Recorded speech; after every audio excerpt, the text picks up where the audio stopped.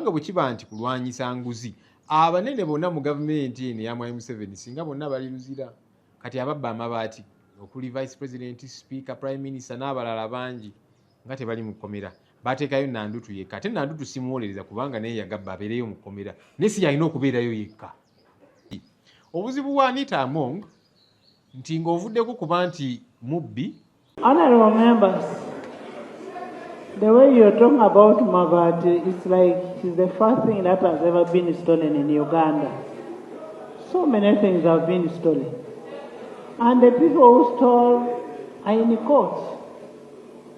So it shouldn't be an issue, it shouldn't be an excuse. If you want to give blood, give blood. Don't talk. You've kept boring us about Mabati. Me, I'm bored of it. There are other important things that we should talk about. Abadde atandise okutunula mu ssowaani ya mukama we era ng'ayogera mikwano gy'abamuwetoolodde bakimanyi nti ono gye bujja agala kwesimbawo kuba pulezidenti. Kati kikulaga nti si just kulwanyisa buli bw'enguzi, otherwise gavumenti eno yonna baali badde mu kkomera.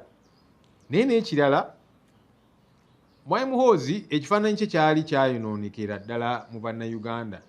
Yawamba abantu n'abatwala mu zibesimenti n'akuba ono alumbye amaka ga Honorable Kyagulanyi n'akuba mukyala we n'abiteeka ne ku social media ng'abyewanyisa kugamba abantu bonna nga bamutunuulira ng'omuntu omukyamu. Kati agezaako kwegula ku bannayuganda abalage nti kati yenze awumye omutwe mu kulwanyisa enguzi. Wafuuka ddi omulungi ssebo? Ndabula bannayuganda temukyamuukirira nnyo nti kakati Mwai Muhoozi bw'ali mu kulwanyisa enguzi kusookera ddala si buvunaanyizibwa bwe. N'aba inaga nti bano ababaka bonna basonyiwa lwaki obasonyiwa ng'ate nabo beetaba mu bulyake. Kati kikulaga nti si nguzi yokka omusango gwa Anita Among si nguzi yokka yesu obubbi namba emu kubanga ebyo tuzze tubyogerako naye omusango omulala gw'alina kwe kutandika okulaga ambitions nti gye bujja ayagala kwesimbawo ng'omukulembeze w'eggwanga. Kaakati kyekimuleetera ebizibu waliwo n'obuntu obutonotono abamu bayinza obuyita obutono naye bulaga sigino. Yali atuuka e Kololo ng'alina bodyguard ayambadde amasuuti abaddukira ku mmotoka ye. Ebyo bizze bikolebwa ku na head of state ne vice president kabite bimukolebwako ne kati speaker kwegamba ng'alinga eyeeteekateeka ndoza ne bagamba ono nno bwe tutamukuba ku nsolobotto tulaba gy'alaga.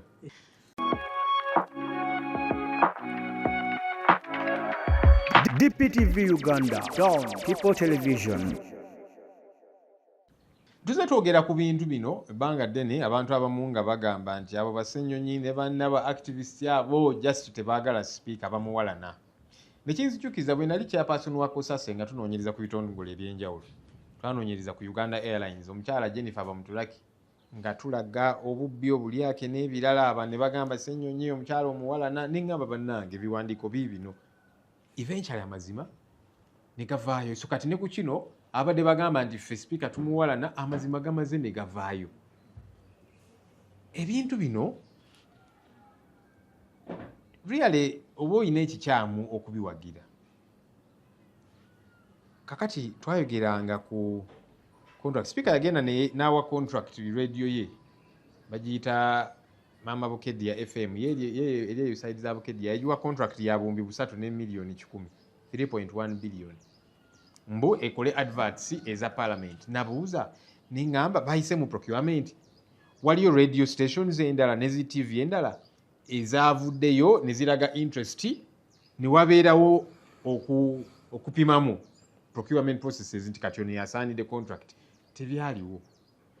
Ne ku contract eyo ng'ogitunulako abasayininze nga bamanager ba radio ye bakozi mu ofiisi ye ono personal assistant ono akola ki ne basayininga kulinga bamanager bannange bibeera bikyamu. Ne twogera ku yagenda n'ateeka fensi ku makage ag'obwannannyini agali e Bukedya, fensi y'amasannyalaze naki ya bukadde 503 ku makage ag'obwannannyini agali e Bukedya. Sente za parliament okuli otya ebintu bwe bityo wakati gana amaka gago ga bwannannyini si nti maka kyalikoze amakulu singa maka ga abeera speaker nti ono bwafuluma ofiisi eyo mulala agiyingira amaka ga parliament egalabirira esalawo nti kakati tuteekeyo fensi tutekeyo generator n'ebirala kati bagenda ne bagula zi generator buli emu bukadde 3 ne bazite emu bagiteeka mu maka ga speaker endala mu maka ga deputy speaker amaka gaabwe nti kakati amasannyalaze gatera okuvaako mu maka ga speaker ne maka ga deputy speaker kakati bwe gavaako generator erina okugendako generator ekunukiriza mu bukadde ebina buli generator ng'ezo sente zamuwa omusolo ku maka ago ag'obwannannyini ze nagamba ningamba naye kakati speaker ne deputy speaker mufuna omusaala lwaki temubyekolera omusaala ne allowance ezinakina kifenna tufuna n'ababaka lwaki temubyekolera naye kati ku maka gammwe ag'obwannannyini ne mukola ebintu bwebityo bwe tubyogerako abo bamuwalana naki sente buwumbi na buwumbi nga ziyisibwa ku akawunti z'abakozi mu paalamenti ba Chris Obore bamuteerako obuwumbi 4 billion n'agenda n'azijjayo n'azitwala mu maka ga speaker ono naye ne bamuteerako noono ne bazijjayo ne bazitwala eri speaker oboolyawo zaabadde aterekeyo mu basementi ye n'ebirala ebintu bino bannange buno buba bubbi obw'ekika ekyawaggulu ennyo bwe tubyogerako nti tuwalana naye kati kirungi nti amazima kakati gatandise okuvaayo kakati yes ng'omuntu ndi musanyufu nti nejjeereza n'abalala fenna babadde boogera ku nsonga zino ez'obubbi mu paalamenti nga batugamba nti mmwe just speaker muwalana naki kati amazima geeyolese n'abali batwogerera amafuukuule kati obalaba nabo bali eri boogera bagana ne speaker abadde mubbi nnyo naki ningamba bulijjo tubyogerako nga mutulima empindi ku mugongo nti ffe tumuwalana kati kirungi nti amazima ago gavuddeyo naye sigenda kukyamuukirira nnyo nze ng'omuntu okugamba nti kakati bali mu kulwanyisa nguzi nedda kubanga bwe kiba nti kulwanyisa nguzi abanene bonna mu gavumenti eno ya Mwai Museveni singa bonna bali luzira kati ababba amabaati okuli vice president speaker prime minister n'abalala bangi nga tebali mu kkomera bateekayo Nandutu yekka ate Nandutu simuwolereza kubanga naye yagabba abeereyo mu kkomera naye si yalina okubeerayo yekka naye kati bajja kukwatako abamu abalala ne babaleka Mwai Museveni yali ekyankwanzi n'ababaka be naga nti bano ababaka abamu iwaawo baali bakutte mu ssente y'omusolo buwumbi na buwumbi naye bo nabasonyiwa kati ddi lw'osalawo okusonyiwa nti ono ye musonyiye ono sijja kumusonyiwa kati kikulaga nti tebali serious mu kulwanyisiza ddala enguzi obuzibu bwa Anita Among nti ng'ovuddeko kuba nti mubbi abadde atandise okutunula mu ssowaani ya mukama we era ng'ayogera mikwano gy'abamuwetoolodde bakimanyi nti ono gye bujja agala kwesimbawo ku bwa pulezidenti kakati ne bagaa katukozese obubbi bwe tumukwate ku nkoona otherwise ababbi bangi abaali badde basibibwa nga tebasibibwa so kati ono bwe buzibu bwabaddeko ngo laba structure za NRM atandizo ziyingira kinga ne babulirako nti gye bujja eyo njagala nange entebe eyo ennene okugiyingira kati kyovudde olaba n'ekitongole kati bwe kuba kulwanyisa nguzi ekitongole kya IGG kiriwa kubanga kyekisaanidde era kyekivunaanyizibwa ku nsonga zino IGG namuwandiikira emirundi 2 namugamba okunoonyereza ku nguzi eri ku paalamenti neyeebuzaabuza mu kiseera ekyo Honorable Betty Kamya neyeebuzaabuza ne kati ne ku kino mwalabi IGG yavuddeyo n'agamba nti twafunye ebbaluwa tujja kunoonyereza si be bali mu kunoonyereza Chief of Defence Forces yali mu kunoonyereza CDF bw'obuvunaanyizibwa obubwo n'amagye gaffe kukuuma butebenkevu okulaba nti tewali bazigu bayingira mu ggwanga lyaffe ne kaakati be bali mu kunoonyereza ku nguzi ku lwaki kubanga First Family balaba nti family ya Mwai Museveni balaba nti kati ono abadde ayagala kujja kwesimbawo ku bwa pulezidenti bano bo bakirabanga ekyabwe era Mwai Museveni bw'avaako oba mutabani oba ki balabanga obusika kati kyovudde olaba bayingidde nnyo mu nsonga eno otherwise kaakati ne Mwai Muhoozi abantu bonna abamwetoolodde babbi abawedde emirimu abamu babatwalako ne mu kooti n'omulabanga bwakukuluma n'agamba nti ono mukwano gwange Honorable Mawanda lwaki bamusibye naki bamusibye kubanga yeetaba mu kubba ssente y'omuwoomusolo lwaki toyagala bamusibe kati kikulaga nti si just kulwanyisa buli bw'enguzi otherwise gavumenti eno yonna baali badde mu kkomera naye n'ekirala Mwai Muhoozi ekifaananyi kye kyali kyayonoonekera ddala mu bannayuganda yawamba abantu n'abatwala mu basement n'akuba ono alumbye amaka ga Honorable Kyagulanyi n'akuba mukyala we n'abiteeka ne ku social media ng'abyewanyisa kugamba abantu bonna nga bamutunuulira ng'omuntu omukyamu kati agezaako kwegula ku bannayuganda abalage nti kati yenze awumye omutwe mu kulwanyisa enguzi wafuuka ddi omulungi ssebo.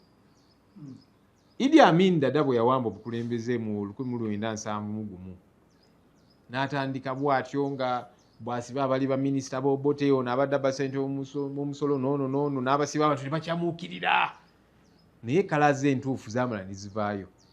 Kaakati nabula bannayuganda temukyamuukirira nnyo nti kaakati Mwai Muhoozi bw'ali mu kulwanyisa enguzi kusookera ddala si buvunaanyizibwa bwe. Kale ye kye yalikoze actually abapoliisi be baali badde basiba ne batwala mu kooti IGG yalina okuba nga atambuza ensonga zino naye kati agezaako kubeegulako abalage nti yalwanyisa nguzi. Sinzaga nti waliwo ekiseera ekituufu n'ekiseera ekikyamu ekyokulwanyisa enguzi. Enguzi weeberera olina okuba nga erwanyisibwa. Kati bbanga lino lyonna letuze twogera ku bintu bino abavubuka ne beekalakaasa ne babasiba abamu bakyawera ennemba n'emisango egyo gyonna lwaki tebaagirwanyisa mu kaseera ako? Baali tebakimanyi. Of course baali bakimanyi naye boolyawo nga tebannatutegeera nti ono eventually ajja kwagala okwesimbawo ku ntebe ennene. Kaakati kumukuba ku nsolobotto naye enguzi yo erina okulwanyisibwa mu kaseera konna obaani nebino ebyokugamba nti bano mbasonyiye kati Mwai Museveni yagamba IGG bano ababbi bagendeko mpola bonna obalemerako ssente bajja zitwala ze babbye ebunaayira waakiri kaakati bazireka wano ng'alinga awagira enguzi n'abayi n'agamba nti bano ababaka bonna basonyiwa lwaki obasonyiwa ng'ate nabo beetaba mu bulyake. Kati kikulaga nti si nguzi yokka musango gwa Anita Among si nguzi yokka yesu obubbi namba emu kubanga ebyo tuze tubyogerako naye omusango omulala gw'alina kwe kutandika okulaga ambitions nti gye bujja ayagala kwesimbawo ng'omukulembeze w'eggwanga. Kaakati kyekimuleetera ebizibu waliwo n'obuntu obutonotono abamu bayinza obuyita obutono naye bulaga sigino. Yali atuuka ekkololo ng'alina bodyguard ayambadde amasuuti abaddukira ku mmotoka ye. Ebyo bizze bikolebwa ku na head of state ne vice president nga bitebimukolebwako naye kati speaker kwegamba ng'alinga eyeeteekateeka ndoza ne bagamba ono nno bwe tutamukuba ku nsolobotto tulaba gy'alaga. Obuzibu obuliwo nti nga bwe tuzze tukyogera nti tuli under family rule. Family ya Mwai Museveni yefuga yekola buli kimu, institutions tezikola. Ebudula vice president, speaker, prime minister baani badduka eggule wasali musale ne bavunnamira omutabani n'ebirala bwe bityo. Kakati family yesalawo sineeyo seeke gye bagamba abo bonna bapakasi bwa Mwai Museveni ne baba vice president baani bapakasi ba family ekyegamba kyekyo. Kakati ne speaker parliament bagibulira kyakukola nti seeke kati ono gwe tubagambye seeke nesalawo then parliamentary caucus ya NRM then eventually parliament ate abasinga balimu ba NRM. So otherwise wali baddewo omukisa nti kakati wabeerewo okuvuganya kuba kakati ono batudde eri ne bagamba kati ono gwe tulonze lwaki temwakkiriza bonna ababadde beesimbeyo kale bagende mu lwokaano n'ebirala bwe bityo tooki neekubibwa. So kati wewali obuzibu naye ekisingira ddala Honorable Jacob Oboth munnamateeka mulungi amateeka agamanyi naye ebintu bino nti omuntu yenna gwe bateeka mu kifo ate kaakati ono bajja namulaga nti ffe twakulonda pala ababaka si be baakulonda ffe twakulonda kati olina kukola kye twagala okukola. Amateeka ne bw'aba agamanyi nti kino kikyamu ajja kutendewalirwa ng'alina kukola bali kye bamutumye okukola. Kyobudde olaba Honorable Jacob Oboth y'omu eyali chairperson wa Ligo n'atambuza ensonga ya age limit n'abalala. So kati siyinza kuddaawo era nenkyamuukirira ennyo nti kati gwe baleese amateeka agamanyi n'ebirala bwe bityo tebajja omugamba okukola kyajja okukola kubanga naye baba bajja kumuteekawo ng'omupakasi. Well, era nga bwe nagambye nti akanaafa tekawulira ng'ombe. Speaker ono abadde speaker abadde yeesoma nnyo bambi ng'agyewulira abaka ne bayimuka okwogera gwe shut up nonsense lumu nayimuka ne mugamba damu speaker tojja n'okutuyisaamu wano maaso newankubadde gwe mukulembeze waffe ababaka bawe ekitiibwa ogamba otya omubaka nti byayogera nonsense n'ebirala. Okay kale lopu kale neetonze nga yeetonda ali mu kubalaata yeebuzaabuza naki juzi n'agamba mbweno last supper ne ngamba naye era bye yali ayogera bituukiridde ku ye. N'agamba n'ogamba opposition nagimalawo era tekyalina makulu, era mu parliament eno gye tuddamu opposition tugenda gimiraamira naki naye gwe basoose okumira yeye. Abantu bano beerabira munnange bagenda ne balowooza nti bakitalo nnyo ne batamanya nti gavumenti eno ebakozesa olumala obbakamula mu supu yenna nebakanyuga eri katusuubire abalala nabo banaayiga nti ogenze mu kifo kati balonze Jacob Oboth era enamba bazirina soba oliawo yayinza okuyitamu kati naye ayinza okuddaawo n'alowooza nti abantu bano be bakinkoledde n'akola buli kye baagala n'ebimenya amateeka naki teerabira. Examples weziri nnyingi abantu abakozeseddwa bwe bamaliriza ne babakanyuga ebweru. The Honourable Oboth who has been selected, and again like I've said it's family rule, so the family chooses. It is not this sec, I don't know, the parliamentary caucus of the NRM or eventually parliament and so on. No, the family chooses. Now they've chosen him. He's a lawyer, a good lawyer. He knows the law. But the challenge about these people who are handpicked and bequeathed a position, he will get there and probably want to become subservient because they gave him the position. So even things that don't merit, that don't, that are not in tandem with the law, he might want to do them just to please the other people. I hope he will be smarter than that. I hope he will know that there's numerous examples, including Anita Among, that they will use you and then throw you under the bus. I hope he will be alive to that reality. Because when they get there, all of a sudden they imagine they're very powerful. You saw the speaker, how she would respond to MPs. You shut up, you nonsense. One time I told her, Madam Speaker, please have respect for members.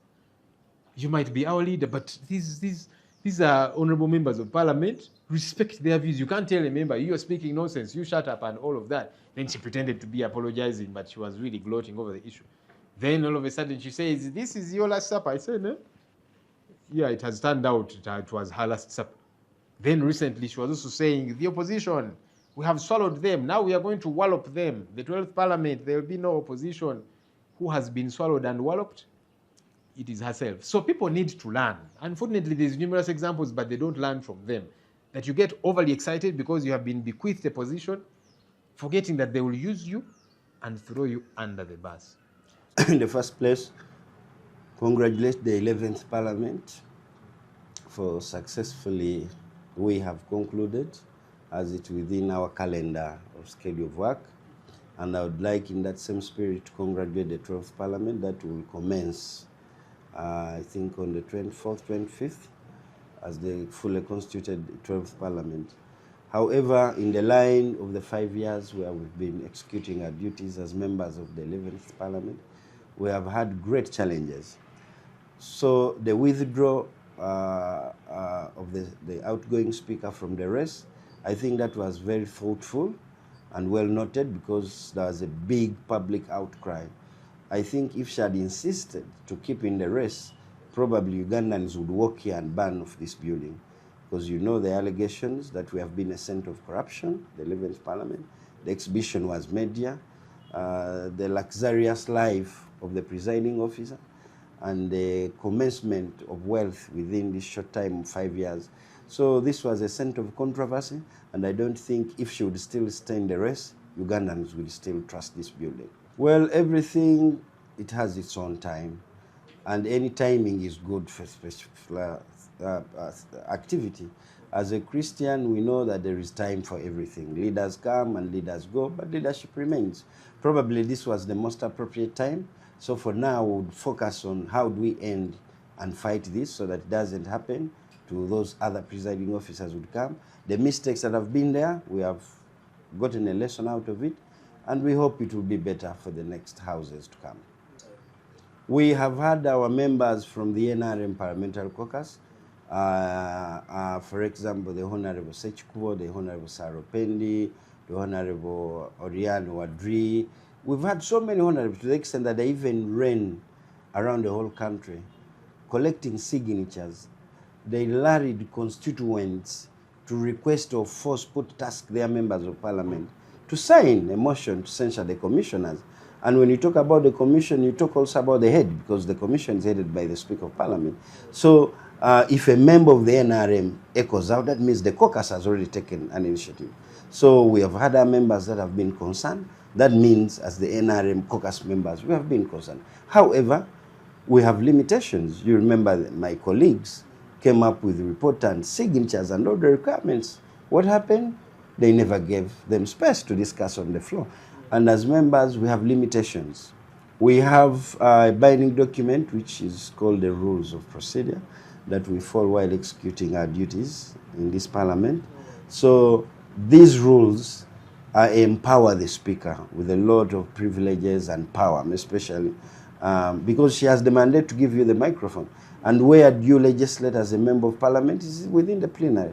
So if the presiding officer doesn't accord you, I mean, I don't know which language you'd use. Maybe you're handicapped or you've been denied a chance, so you don't have access to air out your view. So automatically you become limited in your execution of duties. Gerulgamba nti okalyadda kaddadda. Kati endowooza ya speaker obutaddawo ekyo yakoze kyamaanyi era twagala omuyozaayoza n'okuyozaayoza paalamenti ye-11 tukoze emirimu gyaffe ne tumaliza n'okuyozaayoza paalamenti ye-12 ejja tinga tugikwasa enkasi tusuubire bajja kukola ebisingawo. Paalamenti eno ebaddeko obulumika bungi. Paalamenti eno eyolekeddwamu okulya enguzi, obulyake, obukenuzi n'obulabbayi. Ng'ate kisuubirizibwa nti kiviira ddala ku mutwe. Wano olabira nti speaker mu myaka gino emitono asobodde okufuna ebintu bingi. Abantu abamu bye bakoledde emyaka 3 nga tebannaba bifuna, emmotoka ez'ebbeeyi, amayumba